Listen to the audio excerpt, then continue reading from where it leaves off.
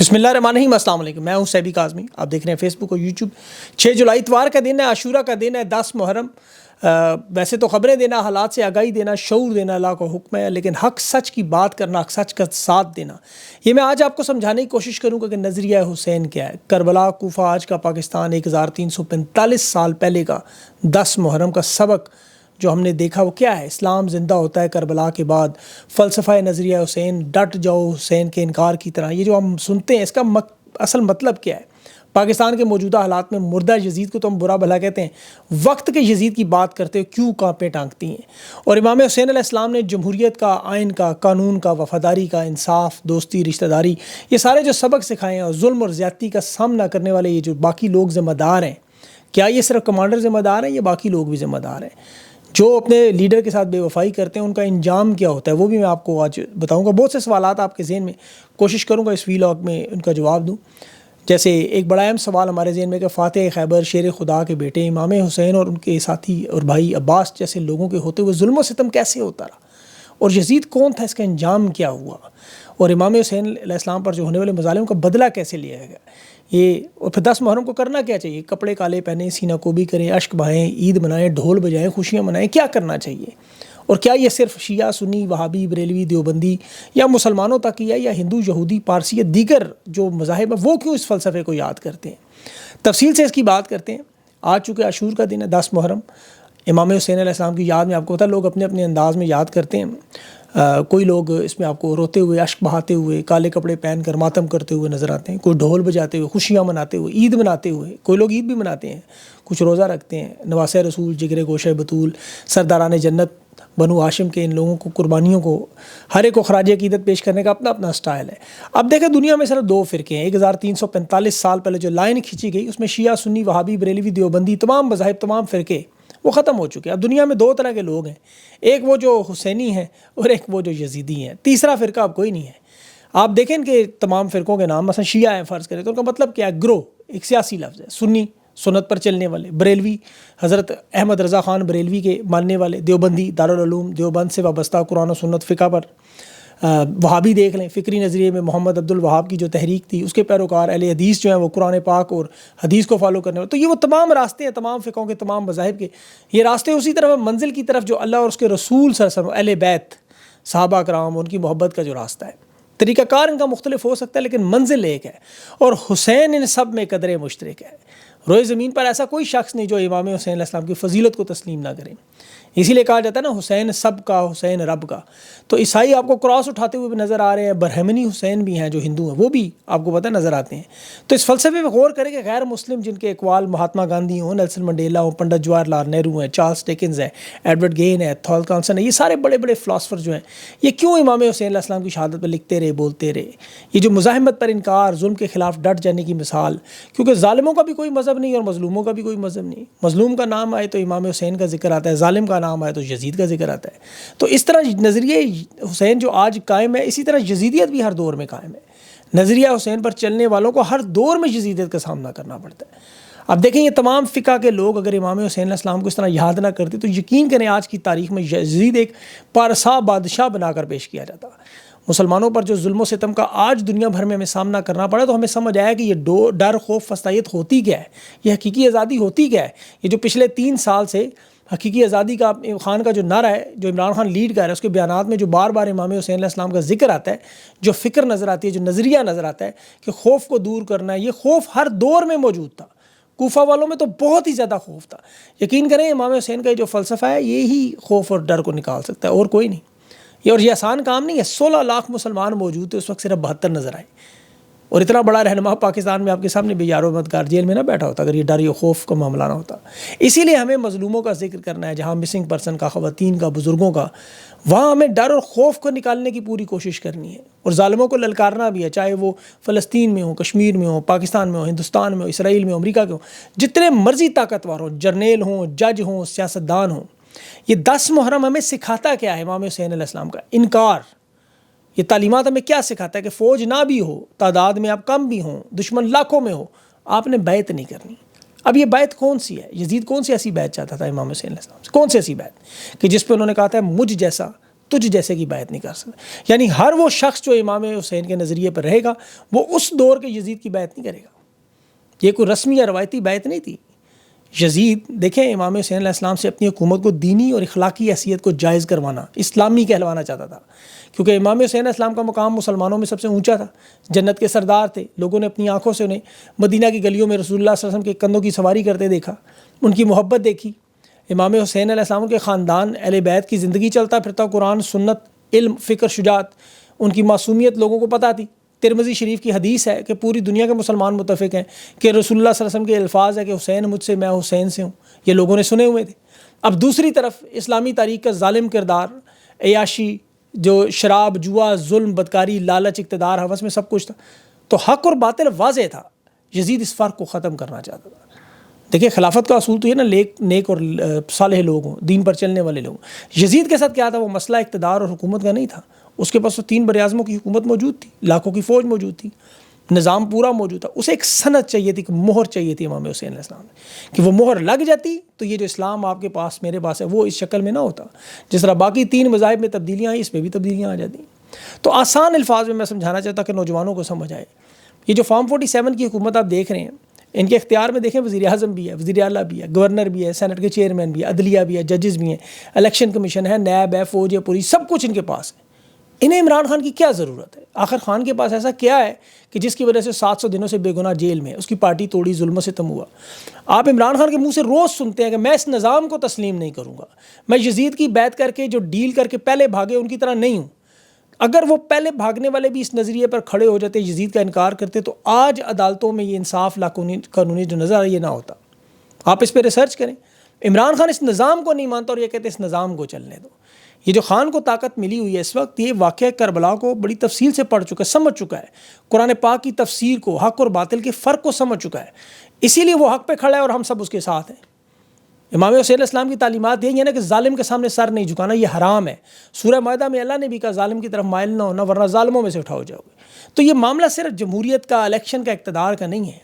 خوف کے بت توڑنے کی بات اسی لیے کی جاتی ہے کہ اس فلسفے میں آئیں. اگر یزید کو 1% بھی یقین ہوتا کہ امام حسین بیعت کر جائیں گے تو کبھی بھی انہیں شہید نہ کرتا. وہ چاہتا تھا اس کے نام کے ساتھ امیر المومنین لکھا جائے، وہ دنیا کو بتائے کہ امام الانبیاء صلی اللہ علیہ وسلم کے خاندان نے میری حکومت کی توثیق کر دی. تو جو انکار امام حسین علیہ السلام نے کیا وہ انکار موسیٰ علیہ السلام فرعون کا کر چکے ہیں، ابراہیم علیہ السلام نمرود کا کر چکے، نوح علیہ السلام یعقوب کا کر چکے. سب سے بڑھ کر یہ انکار کائنات کے والی محمد مصطفیٰ صلی اللہ علیہ وسلم مکہ کے کفاروں کا کیا اور اس کی بہت بڑی قیمت دینی پڑی. 18 سالہ کڑیل جوان علی اکبر سے لے کے 6 مہینے تک علی شہزادہ علی اصغر 6 ماہ کا بچہ، حضرت عباس کی شہادت، اہل بیت کی خواتین کی قربانیاں. میں اس میں ڈیٹیل میں نہیں جاتا لیکن آپ کو صرف خواتین کی قربانیوں پر بتاؤں کہ سیدہ زینب علیہ السلام کا یزید کے دربار میں جانا، صرف یہ ایک لائن ہی سب سے بڑی مصیبت ہے ان کے اوپر، سب سے بڑا ان کے اوپر ظلم اور وقت کا ٹائم. اہل بیت کی خواتین کا پردہ آپ کو پتہ ہے، جب بی بی اپنے نانا رسول اللہ صلی اللہ علیہ وسلم ملنے جایا کرتی تھی بی بی زینب، تو عرب کی گلیوں میں مشعلیں بجھا دی جاتی تھیں. بی بی زینب گھر سے نکلتی تھیں، 18 بھائی بھتیجے انہیں لینے آیا کرتے تھے، حسن، حسین، عباس جیسے بھائی پالکی میں رسول اللہ صلی اللہ علیہ وسلم کے پاس جایا کرتی تھیں. اور وہاں لگے ہوئے چراغ بھی مدھم کیے جاتے تھے کہ بی بی زینب کا سایہ نظر نہ آئے. لیکن جب اسلام کو بچانے کی ضرورت آئی تو بی بی شام کی گلیوں میں اور بازاروں میں سر عام ان ملونوں کے سامنے وہ گھماتے پھراتے رہی. دربار یزید میں پیش کیا. شراب کے نشے میں بدکردار یزید جب اس وقت بی بی زینب کو خطاب کر رہا تھا کہ دیکھو علی کی بیٹی ہم جیت گئے، تو اس وقت موذن اذان دیتے ہوئے کیا کہہ رہا تھا؟ اشہد ان محمد رسول اللہ. سیدہ زینب نے کہا ملعون سن، میرے نانا کا دین آج بھی زندہ ہے اور قیامت تک زندہ رہے گا. تو اس جنگ میں اہل بیت کا ہونا ضروری تھا، خواتین بچوں سمیت، کیونکہ امام حسین علیہ السلام نے کہا تھا جنگ جیتنا ضروری نہیں، وقت آئے تو میدان میں کھڑے ہونا ضروری ہے. 18,000 خطوط امام حسین علیہ السلام کو لکھے گئے تھے کہ آپ آئیں اصلاح دینیت سے ہمیں بچائیں. ان کے جو سفیر تھے مسلم بن عقیل جب گئے ان کے چچا بھائی، تو کوفے والوں نے بیعت بھی کی، استقبالیہ بھی دیا، لیکن ابن زیاد کے سکے دیکھے سونے کے، ان کے گھروں پر حملے ہوئے، ان کی بیویوں نے کہا پھر کوفے والوں کی کہ تم مارے گے تو ہمارے بچوں کا کیا ہوگا. ہر ایک کے پاس کوئی نہ کوئی عذر تھا، خوف تھا، ڈر تھا. ابن زیاد نے پھر وہی کام کیا جو آپ کو پاکستان میں 3 سال میں نظر بھی آتا رہا، گھروں پہ خواتین پر حملے. یہ ابن زیاد کی سنت ہے. یہ جو تلواریں اور گھوڑے دکھا کے ڈرائے گئے، مسلم بن عقیل کو اکیلا چھوڑا، وہ شہید ہوئے، اور پھر وہ عید کی تیاریوں میں مشغول. یہ سارا کوفے کا واردات آج آپ کو نظر آ رہی ہیں. اسی لیے پھر کوفہ تاریخ میں سب سے زیادہ تاراج بھی ہوا. دنیا کی تمام جنگوں کی دیکھ لیں، دہشت گردی کا مرکز. امام حسین علیہ السلام کی شہادت کے بعد مختار ثقفی نے وہاں جو قاتلوں کو کوفہ میں چن چن کے قتل کیا، انتقام کوفہ میں شدید خانہ جنگی رہی، قتل و غارت ہوتا رہا۔ عباسی دور میں کوفہ بار بار سیاسی بغاوت، خون ریزی کا شکار۔ آج کی یہ تاریخ 2003 میں آپ کو یاد ہوگا امریکہ نے جب عراق پر حملہ کیا، کوفہ بدترین مرکز تھا، وہاں ایران عراق جنگ میں بھی ہو چکا، اس کے بعد دہشت گرد تنظیموں نے یا داعش وغیرہ نے وہاں خون کی ہولیاں کھیلی۔ تو کوفہ میں پھر کبھی سکون نہیں آیا، کیونکہ جس قوم نے اپنے رہنما، اپنے لیڈر، اپنے امام کے ساتھ بے وفائی کی، ان کا پھر انجام یہی ہوتا ہے۔ عراق دنیا میں سب سے زیادہ تیل رکھنے والا ملک ہے، حالت دیکھیں ان کی ذرا۔ یہ واقعہ کربلا میں ہمیں سیکھنے کے بہت سے سبق ہیں۔ وفاداری کا دیکھیں سب سے بڑا سبق، حضرت عباس کا نام آپ سنتے ہیں، بھائی تھے امام حسین کے، ام البنین، ان کی والدہ قبیلہ بنو کلاب سے تھی، جنگی مہارت، وفاداری اور جرأت میں عرب کا سب سے مشہور قبیلہ تھا۔ بی بی فاطمہ الزہرا کی شہادت کے بعد حضرت علی کی ام البنین سے جب شادی ہوئی تو انہوں نے دعا کی حضرت علی نے کہ بیٹا وہ جرأت اور بہادری میں عرب کی مثال بنے، میرے بیٹے حسن حسین کا محافظ بنے۔ حضرت عباس کی بہادری کو مثل علی کہا جاتا تھا، اور شجاعت میں ان کے چرچے عرب میں عام تھے۔ طاقتور ان کی آنکھوں میں دیکھنے کی جرأت نہیں کر سکتے تھے، جسمانی طاقت تھی، پھرتی تھی، مہارت جنگ تھی۔ بڑے بڑے عرب کے جو بہادر وہ سردار میدان چھوڑ کے بھاگ جاتے تھے، بچوں کو ان کی بہادری دلیری پر محاورے سکھائے جاتے۔ اب اتنا طاقتور شخص ہوتے ہوئے امام حسین علیہ السلام جنگ کیسے آ رہے، جنگ کا نقشہ کیسے کیوں نہیں بدلا؟ وجہ یہ تھی وہ جنگ جیتنے نہیں گئے تھے، قربانی دینے گئے تھے۔ 10 محرم کو جب بچوں کی پیاس کی وجہ سے حضرت عباس نے امام حسین سے اجازت مانگی پانی لانے کی، تو امام حسین نے کہا پانی لانے کی اجازت، جنگ کی نہیں۔ اب یہاں دیکھیں وفا کی سب سے بڑی مثال کہ طاقتور ترین شخص اس پر حملے ہوں اور وہ کہہ سکتے ہیں میں اپنا دفاع کر رہا ہوں، لیکن نہیں کیا۔ پانی دریائے فرات پر پہنچے، بشری تقاضا تھوڑا سا پی لیں خود بھی، باقی بچوں کے لیے لے جائیں، لیکن شہنشاہ وفا نے گوارا نہیں کیا کہ بھائی اس کے بچے پیاسے ہیں اور میں یہاں پانی پیوں۔ طاقت ہوتے ہوئے بھی تلوار نہیں نکالی۔ آج اسی لیے ان کی قبر دیکھیں امام حسین سے بھی پہلے ہے، محافظ کی طرح۔ تو واقعہ کربلا میں یہ سوال بہت سے لوگوں کے ذہن میں آتے ہیں کہ یزید نے جی کچھ نہیں کیا، حکم نہیں دیا، ابن زیاد نے اپنی مرضی سے نہیں کیا، عمر بن سعد کہتے ہیں میں نے نہیں کیا، شمر نے کیا، شمر کہتے ہیں میں نے نہیں کیا، حرملہ نے کیا تھا، حکم تو ہمیں آیا نہیں، خلیفہ کہتا ہے مجھے پتہ یہ ساری واردات، یہ جو فوجی اکثر کہتے ہیں نا کمانڈر حکم دے تو نیچے لوگ ظلم و ستم کریں تو ذمہ دار ہے یا نہیں، اس کا حل دیکھیں یزید کے سالار اس وقت حضرت حر، انہوں نے اس کا بڑا اچھا جواب دے دیا۔ عرب کے بڑے مشہور معزز قبیلے سے تھے وہ۔ جب ابن زیاد نے امام حسین کے قافلے کو روکنے کے لیے 1000 سپاہی بھیجے، قافلہ روکا گیا تو امام حسین علیہ السلام کو جہاں شہید کیا گیا، وہاں پر ان سے شہادت سے پہلے انہوں نے حر سے کہا ہمیں جانے دو، ہم جنگ لڑنے نہیں آئے۔ اس نے کہا نہیں مجھے تو حکم ملا ہوا ہے، یہ جو آپ سنتے ہیں نا ہماری نوکری ہے، ہماری نوکری ہے، ہم کیا کریں۔ ابن زیاد کوفے کا گورنر تھا، اس کا حکم تھا، وہ تسلیم کر گیا۔ لیکن انہیں روکنے کے بعد 9 محرم کی رات پوری رات پریشانی میں ہو رہے کہ یہ میں نے نواسے رسول کے ساتھ کیا کر دیا، یزید کی فوج تو ظالموں کی فوج ہے۔ اب یہ سبق ہر دور کے ظالم کی فوج کے لوگوں کے لیے ہے۔ حضرت حر سے سیکھیں سبق۔ انہیں امام حسین کا کردار بھی پتہ تھا، یزید کا بھی۔ اس نے اپنے ساتھیوں سے کہا خدا کی قسم میں جنت اور جہنم کے درمیان اپنے آپ کو کھڑا دیکھ رہا ہوں، اور میں کبھی جہنم میں نہیں جاؤں گا چاہے مجھے ٹکڑے ٹکڑے کر دے۔ امام حسین علیہ السلام خیمے میں گئے، قدموں میں گر کے رو کر معافی مانگی کہ جی میں ہی ہوں جس کی وجہ سے آپ رکے ہوئے ہیں، میں گناہگار ہوں، اب کیا میری توبہ قبول ہوگی؟ امام حسین علیہ السلام نے اٹھ کر گلے لگایا، کہا تم آزاد ہو دنیا میں بھی اور آخرت میں بھی۔ پھر انہیں وفاداری محبت کا حق ادا کیا، شہید ہو گئے۔ تو یہ سبق ہر طاغوت اور ظلم کی جو فوج میں جو موجود لوگ اس سیکھیں کہ حق اور باطل کا فرق سمجھ آئیں، تو پھر آپ نے کرنا کیا ہے۔ واقعہ کربلا میں جمہوریت کا سبق امام حسین علیہ السلام نے جو سکھایا کہ یہ صرف جنگ تلواروں سے، طاقت سے، احتجاج سے نہیں۔ 9 محرم کی رات کو امام حسین علیہ السلام نے پتہ تھا کل جنگ ہے، یزید کی فوج میں ہزاروں لوگ ہیں، ہم صرف 72 ہیں، تمام جانثار ساتھیوں کو خیمے میں بلایا، چراغ بجھایا تاکہ شرمندگی نہ ہو، پھر اعلان کیا جس نے جانا ہے جائے، کوئی رکاوٹ نہیں ہے، کوئی جبر نہیں، کوئی سوال نہیں۔ اور جمہوریت کا یہی مطلب ہے کہ ہم اپنی مرضی سے فیصلہ کریں، کسی پر کوئی زبردستی بیعت یا اطاعت جو ہے مسلط نہیں کی گئی، ہر شخص کو آزادی سے فیصلے کو۔ امام حسین علیہ السلام کی جمہوریت کا یہ عملی ثبوت دیا۔ جنگ کے دوران چراغ جلایا، سب موجود۔ جمہوریت میں دیکھیں اجازت ہے نا۔ آج یہ جو سوال کا گلا گھونٹتے ہیں اس کا نقصان کیا ہوگا، پھر نسلیں جاہل پیدا ہوں گی۔ اسی طرح امام حسین علیہ السلام نے دوستی کا بھی بتایا، حبیب ابن مظاہر کو خط لکھا، وہ سب کچھ چھوڑ کے امام کی خدمت میں آئے، رشتہ داری کا سبق دکھایا، بہنوں کے ساتھ، بھائی کے ساتھ۔ تو کربلا میں دیکھیں پورے کا پورا اسلام آپ کو ملتا ہے۔ یزید کا کردار اتنا ظالمانہ تھا کہ اس نے صرف امام حسین علیہ السلام کے ساتھ ظلم نہیں کیا، کربلا میں اس نے مدینہ پر بھی حملہ کیا۔ 3 دن تک مدینہ کو اس نے تاراج کیا، خواتین کے ساتھ، بچوں کے ساتھ، بزرگ صحابیوں کے ساتھ اس دور بڑا ظلم کیا اس نے۔ پھر یہ حضرت ابن زبیر مکہ میں، ان پر بھی حملہ کیا، مکہ پر منجنیکوں سے حملہ کیا اس نے، باقاعدہ نقصان پہنچایا، وہاں آگ لگی، لیکن اتنا ظلم و ستم ہونے کے بعد بھی موت سے نہیں لڑ سکا۔ آج بھی شام میں گمنام جگہ عبرت کا نشان بنا ہوا، اور مرنے کے بعد بیٹا اس تخت پر نہیں بیٹھا، اس نے کہا اس پر اہل بیت کا خون ہے۔ تو اس طرح ہر دور کا یزید یہ سوچ کر آتا ہے کہ میں نے سدا رہنا ہے، وہ اس دور کے یزید سے سبق سیکھ لے۔